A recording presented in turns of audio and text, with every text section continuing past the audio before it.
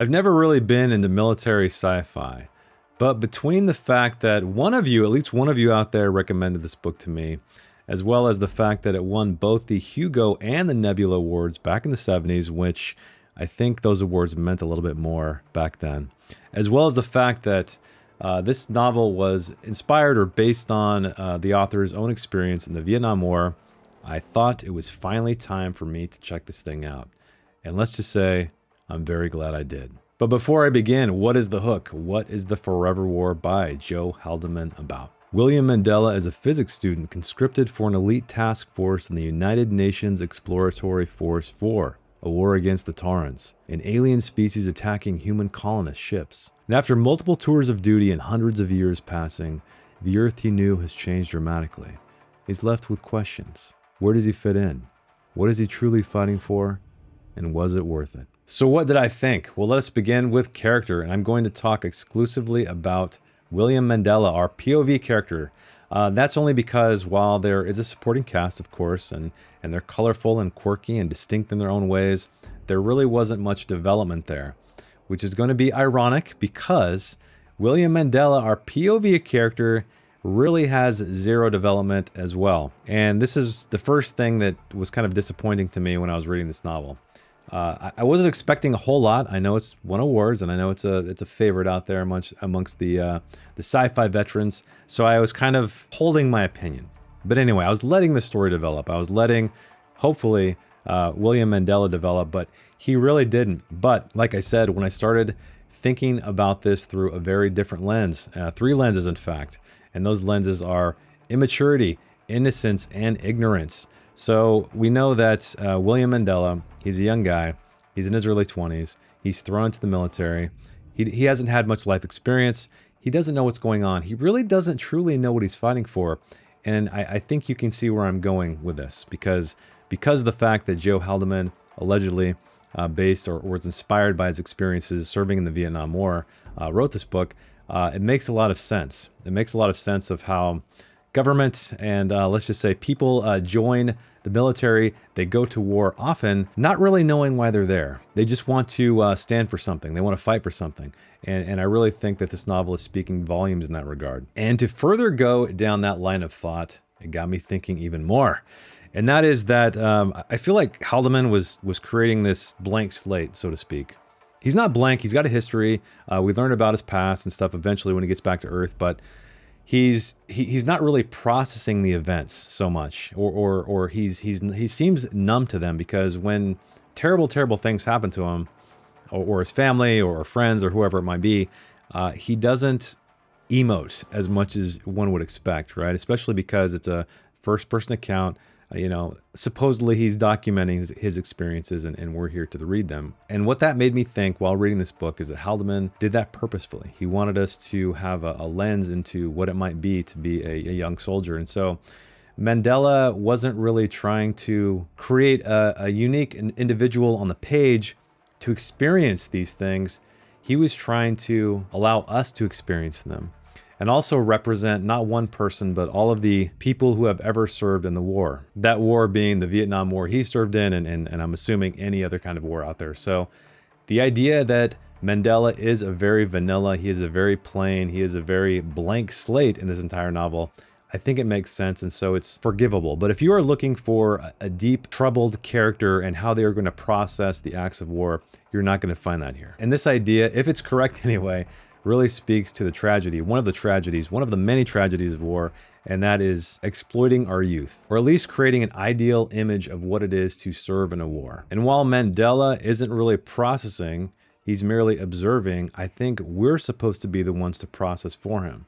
How he was taken advantage of, how he was manipulated, used, discarded at the end of the day, time and time again, through many years, hundreds of years, and across many battlefields. So characterization, while slim, I believe is purposeful, but I'd love to hear your interpretation if you've read this book. Did you get the same thing out of it that I did, or were you disappointed by the lack of characterization? Let us talk about the plot next, and it begins exactly how you might expect. And so when I first started this novel, it was kind of, I was like, this is a military sci-fi novel.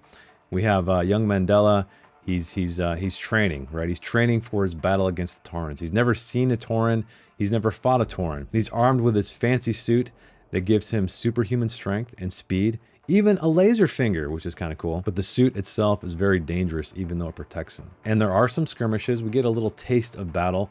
But what was most fascinating to me is when he goes back to Earth, because he's traveling vast distances, light years, in fact. And so he really hasn't aged, whereas everybody else on Earth has aged. And this is when I knew The Forever War was a very special book, because the thing about science fiction I love, one of the things anyway, is the speculative nature of it. How we can, this book was written in, I think, 1974, 1975. So he's looking far into the future. I think the book starts in 1997. Ironically enough, that's when I graduated high school, and there were no Tauran wars going on back then. But anyway, it's the idea that we can speculate on things. What's going to happen? That is where Haldeman really nails it in a very uncanny way. So I'm not going to spoil it for you because I want you to experience all this stuff for yourself. Because like I said, that's when I found out the book was special. But topics include the economy, the food industry even, which was highly interesting to me, gender identity, sexuality, among many other things. But just know that Haldeman really hit the nail on the head in a lot of ways. And it's so interesting looking back, or not looking back, but thinking what led him to these conclusions to write them into this science fiction book. But not only that, how he felt when he saw these things come to pass, because he is still living. Before I move on further with the plot, I'd like to mention another brilliant piece of commentary, if you will. So these suits, they have a way to keep you alive in many, many ways, but also to affect your psyche. So there's a way that they inject a drug into your body, and it affects your mind, because very beginning of the book, when they are fighting the Taurans for the first time, these kids, they don't really know what they're fighting for. They don't have the hatred, they don't have the pent-up hatred to fight these aliens, because they've never witnessed the destruction that they've wrought. And so this drug implants imagery into their minds about all of the terrible things that Taurans allegedly did or didn't do. It's just there to create the desire to harm these beings. And that in itself was very fascinating to read, because as we know, when you're looking at these events from the outside, when you've never been on the ground in these other countries or these other planets, you don't fully grasp what's going on. You don't fully grasp what you're fighting for. And sometimes when you get there, you don't have that desire to do so. And another note on commentary. One thing that frustrates me a lot about, I guess, anti-war novels, quote unquote,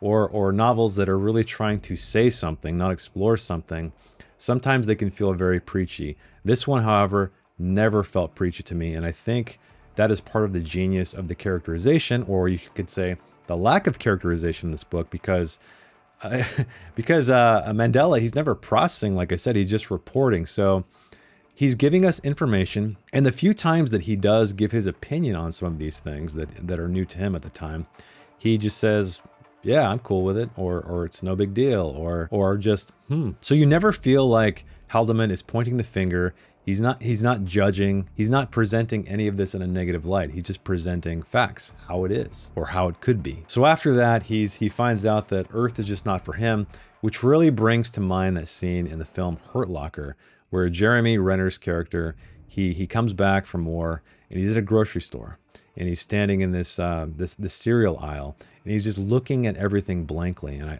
I love that scene, because that communicated so much what someone must feel like who is taken from one environment that they only know to another, and it feels so alien. It's so flipped, because us as civilians, that's normal to us. The cereal aisle is normal to us, and it's alien to him, whereas the battlefield is alien to us. But he finds out quickly that war is all he knows, and that's exactly what happens to our protagonist, Mandela.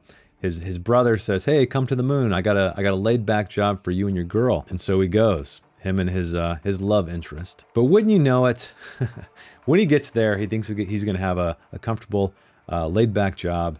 And no, the military says, here are your new orders. Go to this other planet very far away. There's more battles to be had. So more commentary there, if you will. But the plot overall moves along nicely. There's even kind of a happy ending, which was somewhat of a surprise to me, considering this is, referred to as an anti-war novel, or it is written by someone who actually was in war himself, and you can tell he has certain feelings about that experience. And this ending just tells me that Haldeman is not completely bitter about his experience, and there was a light at the end of his dark tunnel. Let's talk about the writing itself, or as I like to call it, the cinematography of the novel. Well, as I mentioned, This is the POV from a very plain person with thin characterization, and the writing is written in just that way. It doesn't get in the way, it's serviceable, and I think because, at least from my reading, that simplicity and lack of voice was purposeful in Haldeman's writing, I'm not going to dock it for any points in that regard. But even though there is no deep characterization behind it, it is never clunky, it is never overly wordy, there's not a lot of exposition, so you will get through this very short book very quickly. Which is why I'm going to give The Forever War by Joe Haldeman an 8 out of 10. A military sci-fi that is far more than laser guns and aliens, with slim characterization, but I think that's the point, and a plot that takes you through hundreds of years with fantastic speculation, some of which has come to light, and commentary that never feels preachy. But that is the end of the review. I really enjoyed this book, so thank you out there. I'll put up your name here to give you credit. Thank you for the recommendation. I'm always looking for great recommendations from you guys, and you guys never seem to disappoint. But let me know, did you read The Forever War by Joe Haldeman? Do you disagree with me? Do you agree with me? Are there some things that I missed? I would love to continue the conversation down in the comments, so let me know your thoughts. And if you would like to check out my own works of fiction, my own novels, you can check out the Amazon links down in the description below. Thanks for watching. Thanks for hanging out with me, and I will see you in the next one. Bye.